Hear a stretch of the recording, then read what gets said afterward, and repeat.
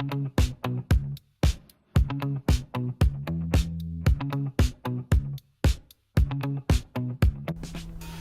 है दोस्तों अगर मैं आपसे ये कहूं कि आप अपने फ़ोन से व्हाट्सएप डिलीट कर दीजिए तो क्या आप डिलीट करेंगे?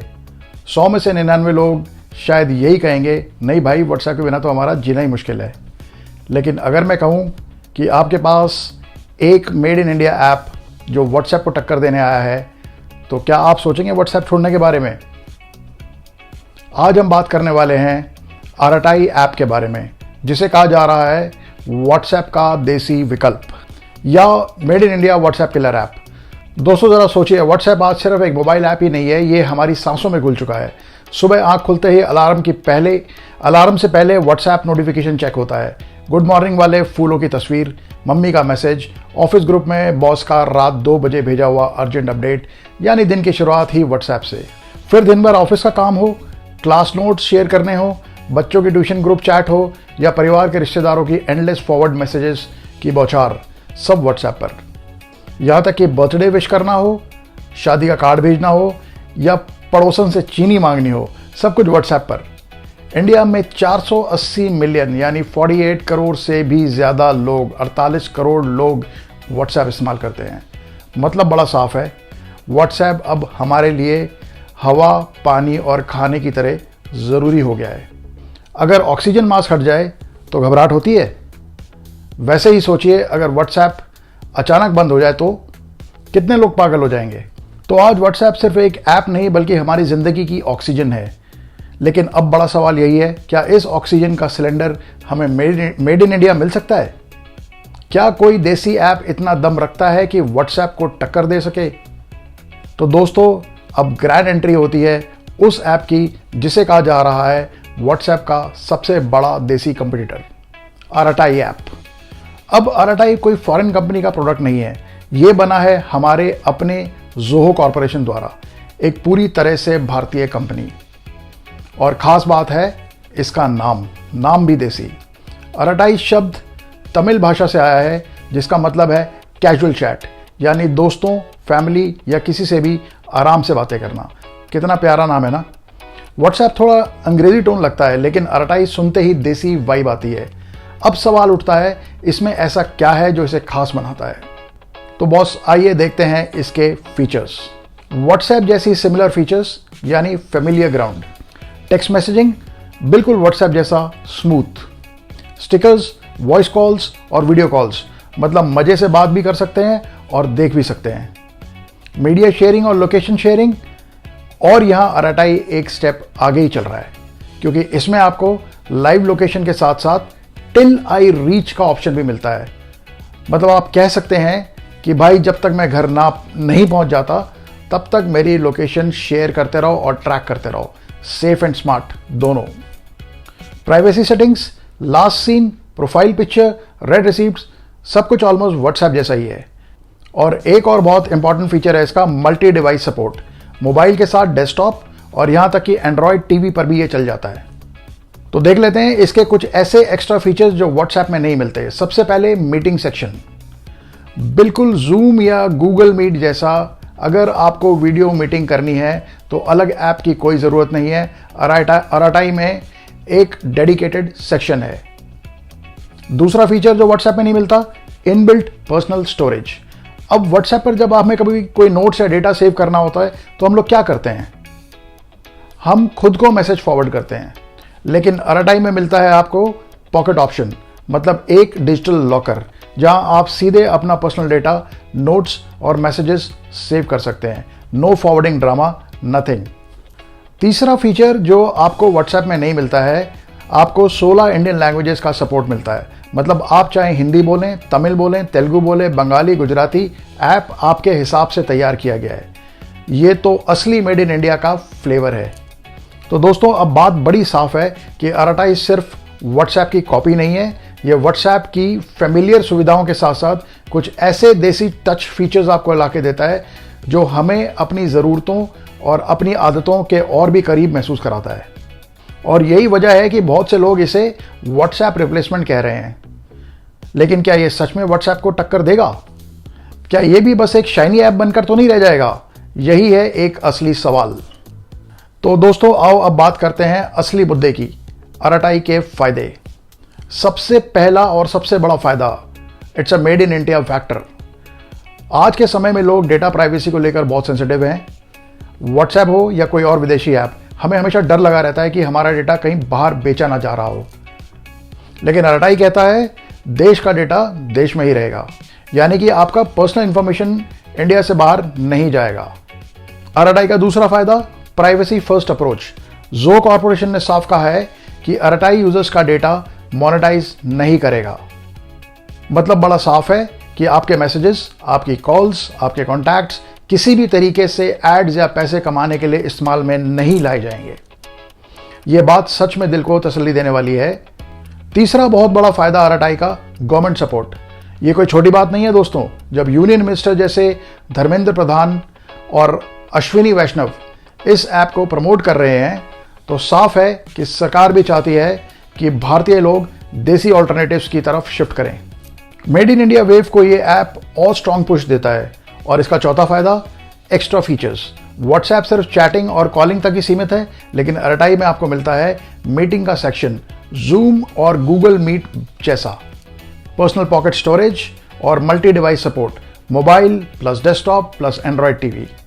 है ना बहुत कमाल की चीज। मतलब एक ऐप मल्टीपल काम। पांचवा फायदा, ऐप स्टोर पे इसकी रैंकिंग। लॉन्च के तुरंत बाद ही RTI ऐप स्टोर पर सोशल नेटवर्किंग कैटेगरी में नंबर 1 पर पहुंच गया। यह कोई छोटी उपलब्धि नहीं है दोस्तों। इतनी स्ट्रांग शुरुआत इस बात का सबूत है कि लोग इसे ओपन हार्ट से स्वीकार कर रहे हैं। तो साफ है, फीचर्स हो, प्राइवेसी हो या मेड इन इंडिया का फैक्टर, RTI अपने आप में एक काफी प्रॉमिसिंग और पावरफुल ऑल्टरनेटिव बन चुका है।